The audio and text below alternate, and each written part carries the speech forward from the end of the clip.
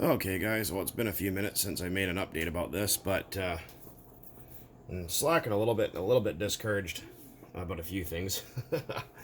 And as you can see, that was a Pro 15 rod, that was a Pro 15, that rod that was successful. This one, I broke a drill bit off in there, unfortunately, and it fucked up the hole. The second one here, I went a little bit too crazy on the honing for the wrist pin and got pissed off and stuck a center drill through it, as you can see. So that's going to be a keychain hanger. Probably this whole strip will be keychains. This one here, I broke my other reamer off in it, and it friggin' completely ovalated the hole trying to get it out. Luckily I have two other spare reamers. I think one's a 4mm. I can't remember what the other size is. These are just little cheap reamers. They're not expensive. I would suggest, what does it say on here? 4H7, whatever that means. That one doesn't have any markings on it, so I think one's a 4mm. But anyways, these Chinese reamers, they're okay. I mean, they're not bad. They're not the best. They kind of have the weeble wobbles kind of going on, but they get the job done okay. So that's one thing. So I did make myself and traced out another rod. I'm actually going to be ordering some more 7075 soon. But yeah, so I traced out another rod here. So I'm going to already reamered that hole. The ream that I needed, I broke off over there. So it's going to be an intensive time sanding with some 800, then 1,000, then 2,500, 3,000 to finish that, to get a nice tight fit for the piston pin. So that's going to be a thing. So that's going to be a few hours of work. People keep asking me if I'm going to produce these things like on like a big scale, like I could sell them.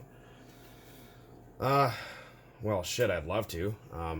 That'd be super cool if I could do that. But I mean, again, there's, you know, I live in an apartment. I don't have a machine shop, right? And for me to go to a machine shop and do that every day would be bloody expensive. So I might do it for a few people, just for laughs there, if I do finally get myself a drill press and a few other things where I can grind these and cut them out kind of more efficiently. So I might do that, but like I said, don't hold your breath about it. It's just kind of a, you know, weekend project, weekend experiment kind of thing for me. And I know a couple of you guys have been asking about it, so that's why I'm doing this, a little bit of an update on it. Like I said, I got a whole row of screw-ups over here, but I still got a whole sheet of connecting rods left. And a lot of people are asking, well, you know, what about bushings? Well, I would like to, but I was looking at the price of a piece of phosphor bronze, and holy shit, is that stuff expensive, man. That stuff is just outrageous. I was looking at a piece probably about the size of my glow plug igniter, so about 3 inches long, and, well, maybe almost close to 4 inches long, and probably, I don't know what size is this here, 10mm. 10mm in diameter, and they wanted like freaking $49 for that. I was like, that's ridiculous. I didn't realize phosphor bronze was that expensive, because a lot of people said, well, you're gonna put bushings in, and yes, again, I wanted to, but I'm not paying $49 for a little tiny piece of metal just yet. So if I can find a cheaper place and drill these out to the right diameter, and then find out what size I need, and then kind of lap them together, and then put some Loctite 603, and then sweat these in, and then press them in so they'll never come out again, and then finish bore and hone it to size, then yes, I will do that. But that's a lot of extra work that I don't really feel like going through without the correct tooling at the moment. So like I said, this is just an experiment for now, and the Pro 15 is still running with the homemade rod, and it is running absolutely terrific, like no problems at all. Starts right up. It's not clanking or rattling or, you know, anything like that. I've got probably, I want to say close to, well, just about a gallon on it now of homebrew, just like 0% and kind of whatever I have laying around in random bottles, even airplane fuel.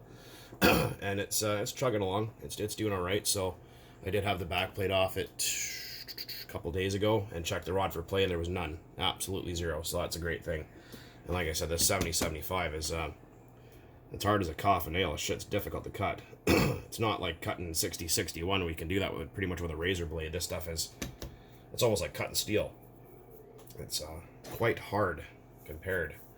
But that's what's nice about its mechanical strength, is much more than, say, 6061. And I don't know what the fuck Traxxas makes these rods out of, but it's compared to a piece of aluminum of the same size, this stuff feels very light and chintzy, kind of. So I'm thinking this could be 6061, this could be shit, I have no idea. I mean, I'd like to be able to send this in somewhere and actually have it analyzed if that's possible and find out exactly what Traxxas is using. I'd probably freaking wind up in jail for their fuckery, but that's besides the point. It's all for fun. So anyway, another thing here. Where are they? Before I forget, where did I put those? I just had them here. Ah, yes. So these are PCB drills for printed circuit boards. These are tungsten targlide, or tungsten carbide if you prefer the other. These are great. I will say they are absolutely frustrating as shit to work with, because if you drop this pack on the ground, like if you have this out and you drop it, all these tips are gone. They just shatter like glass as soon as they hit the ground. I have a tile floor underneath me, and I did that. I had 2 packs of these the other, and I dropped one, I want to say a week ago. I accidentally dropped it on the floor and just broke everything, and fuck was I mad. Anyways, the other shitty thing about these is because they're so fragile, and aluminum is grabby, like when you're drilling through it, if you ever notice it try to helicopter the drill out of your hand, these things will just snap off in your workpiece. They're a big pain in the ass. I mean, maybe if I had a drill press and high speed, maybe it'll be better, but I don't have either one of those. So kind of working with what I got, which is a Makita drill. So what I suggest doing instead of using these, if you're going to be attempting this yourself, is going and getting yourself a pin vise, or a pin vise that you can stick in your drill, or a mini chuck. So basically it's just a miniature drill truck. Try it again. Miniature drill chuck you stick in your drill chuck to use really tiny, let's see if we can get one out of here. That's probably not, because my fingers are too fat. Let's see, maybe little tiny guys like this. So this is out of my what is it here, metric set of drill bits. So it's a good idea to have metric and standard, because you can drill undersized or oversized depending on what you want, and anything in between that. This is 1 millimeter, pretty friggin' tiny. So this right here is going to be the guy I'm going to use for drilling my oil holes, because these, like I said, they're just too fragile, and this aluminum is just too hard for them. So and this high-speed steel, it's a little bit more forgiving, it's more flexible, it doesn't snap as easy, it's a little bit more hard, it's less hard but hard, you know what I mean? So even though it's just little Chinesium drill bits, little gold colored ones you get at Harbor Freight or Princess Auto for $7.99 will work just fine. So that's the deal with that. If I get the damn thing back in there, I'll be doing terrific. Sakes, I need a fucking beer. This is outrageous. Anyways, guys, so a little bit of an update on this. There will be more at a later date. I would like to film the whole thing start to finish, but it is just absolutely too tedious. There's a lot of